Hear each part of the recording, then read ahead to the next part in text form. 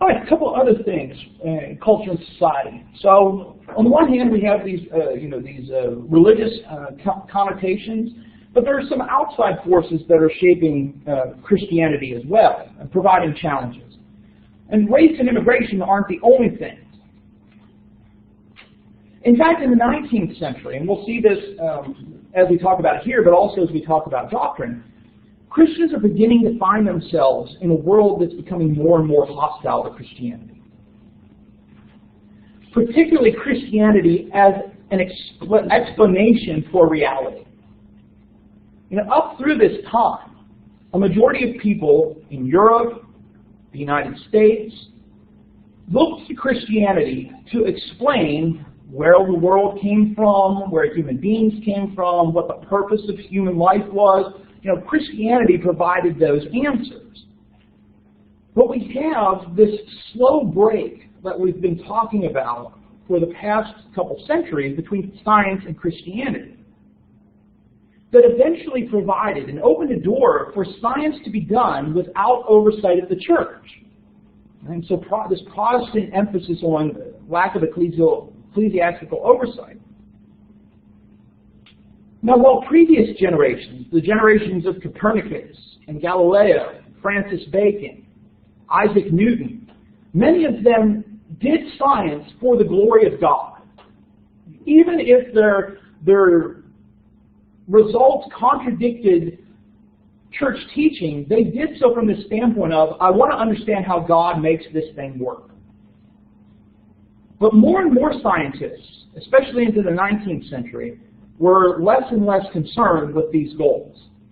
Now, certainly there were still a lot of Christian scientists engaged in this search for the glory of God. We also, of course, have here the outwork of the Enlightenment, emphasizing reason apart from revelation, and in fact encouraging the idea that certain aspects of religion were superstitious. And so we have that kind of pushing Christianity away from its role. We also have the rise of the Industrial Revolution, which started in the 18th century in some places and really picks up in the 19th century. The impact here was this kind of pushing Christians away from a strong reliance on the church, really whatever church that might be. Because with the Industrial Revolution, these new factories, these new economies, these new markets provided wealth and comfort that didn't exist previously, but often to a select few. Right? There's only a few people that are actually reaping the benefits of this. But because of the development of factories and other things like this, that meant more laborers were needed, which meant migration. Right? You're working out on a family farm, but now you decide to go to the city to work in a factory. Well, often what that meant was family separation, right? The loss of the extended family, and more of a focus on the individual. But you also have with this kind of wealth gap and secularization. Furthermore, all right, so we have modernism, industrial revolution, secularizing governments. We talked about the revolutions in Europe, the United States, even Latin America. Divorcing political power from ecclesiastical power. Pushing this idea that religion is a private matter. Right? It's not something to influence the public sphere. It's something that you do privately. And so removing the church from the state. A third impact here, of course, is the rise of Darwinism. In 1859, Charles Darwin publishes On the Origins of Species by Means of Natural Selection, which had a significant impact very quickly on the Western world. Now again, this is not biology class, but to give you a brief overview of what Darwin proposed. He proposed the idea that environmental conditions had a significant impact on how species developed. So species that were more fit for an environment tended to survive. Those that had developed advantages to that environment would produce offspring that would have a better chance of survival. And so through this process of natural selection, meaning that if you were better fit for the environment, you produced, and you were less fit for the environment, you didn't produce, was a way that Darwin produced this theory of how we see so many species development and how life evolved on the planet. Now again, Darwin is not the first one to propose evolution. It didn't originate in the 19th century. We see theories of evolution prior to this point. But his is the one that really catches on. Darwin, of course, Darwin, interestingly, was trained in theology. That's where he had gotten a lot of his training. And he gradually moved away from belief in a creator God. But he didn't make this a significant part of what he was proposing. And so he's developing this way to explain how life and all of its diversity could exist without God, but he's not kind of pushing an atheist view. And he did claim that one could be a theist and believe in evolution through natural selection, even though he himself was, at its least, agnostic. So he didn't necessarily believe in God, but he thought it might be possible that you would combine a theistic view with natural selection. Now, because he wasn't firmly espousing an atheistic view or recommending people to become atheists, many sought to reconcile their acceptance of natural selection, evolution, and Christianity. Now, many outright rejected it. A lot of conservatives noted rightly that if you accept Darwin's theory as he was promoting it, it would lead to atheism, which it has. But a lot of Christians in the 19th century thought you could hold on to your Christian views and you could believe in natural selection, evolution through natural selection as well. And for a lot of those more moderate and liberal Christians, the way to integrate the two was a belief that God guided the process of evolution. Right? And so God's still involved in that, but he's guiding the process, but allowing natural selection to take place. Now, Darwin himself would not have supported that idea. Right? He believed it was a totally natural process. But this was a way for Christians to try and accept some of these things in the scientific field while holding on to their Christian identity. In his work, The Descent of Man, Darwin would postulate that human beings and apes had a common ancestor. Well, here is where a lot of Protestants broke with him. And so they could believe in evolution up through a lot of the most complex animals, but human beings were believed to be a special creation by God. Right? And so it's like, I'll accept all this evolution except for human beings. Right? Human beings are specially created by God, which would allow them to keep the doctrine of the soul. Right? That's something unique to human beings. Human beings, the pinnacle of creation. So you could keep some of those things, but still hold to this view. Others, however, were concerned and believed that Darwin's view actually removed the foundation of Christianity. Right? The belief in the Bible accurately telling the origins of the earth. And they often looked at the two as saying these are not compatible belief systems. And instead feared that acceptance of evolution through natural selection would do quite a bit of danger to the nation and the church. And so this is how people in the 19th century are trying to make sense of some of these forces that are cleaving Western society in two. And this attempt to try and hold on to Christianity and accept the views of modernism, the Industrial Revolution, and Darwinism developed in what's been referred to as liberal Protestantism. And so we're talking about people who adopted a modernist outlook and sought to adjust Christian beliefs to more modern understandings of reality. Now note that. It's not they're wanting to see society adapt to Christianity. They're trying to adapt Christianity to modern society. And so in attempting to hold on to Christianity, Some like Friedrich Schleiermacher turned to feelings and experience instead of intellectual assent to literal understandings of the Bible. And so Schleiermacher was born in Prussia, which is kind of an area near Germany and Austria. His father was a Reformed pastor and chaplain of the army. He was heavily influenced by Pietism, especially the Moravians. But the works of a variety of philosophers led him to question some of the doctrines of Christianity, especially the divinity of Christ. He does, but even though that happens, he does become a Reformed pastor as well, eventually teaching at a university. Christianity for Schleiermacher was grounded in feeling, not morality or knowledge. It was feeling. Now, what's coming out of this is kind of a contrast to the Enlightenment emphasis on reason. So Schleiermacher is kind of responding to that and saying, no, it's got to be about feeling. The particular feeling he was interested in, and that he encouraged people to experience, was absolute dependence. Okay? And so you should be seeking this feeling of the absolute dependence you have on God. And he also emphasized the importance of experience. You have to experience God. It's not just about, I believe these 5 propositions.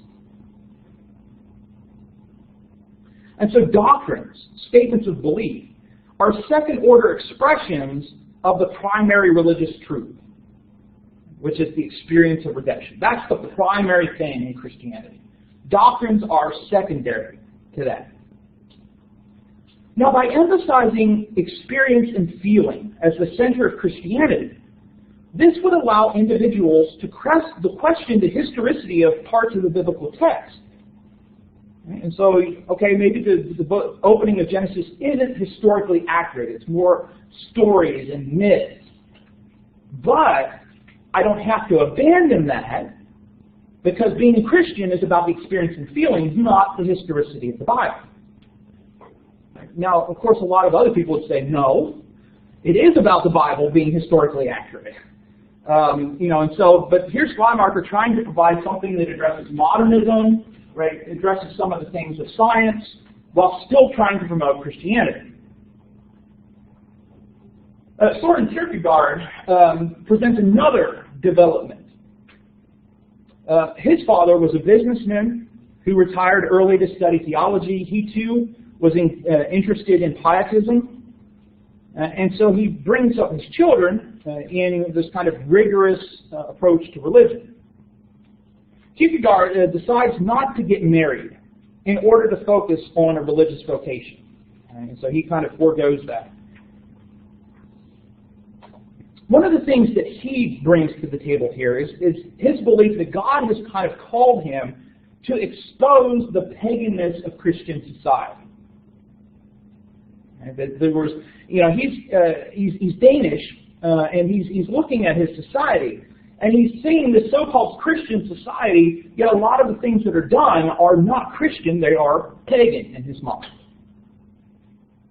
Now, instead of focusing on reason, instead of focusing on feeling as the foundational principle of Christianity, Kierkegaard focuses on faith.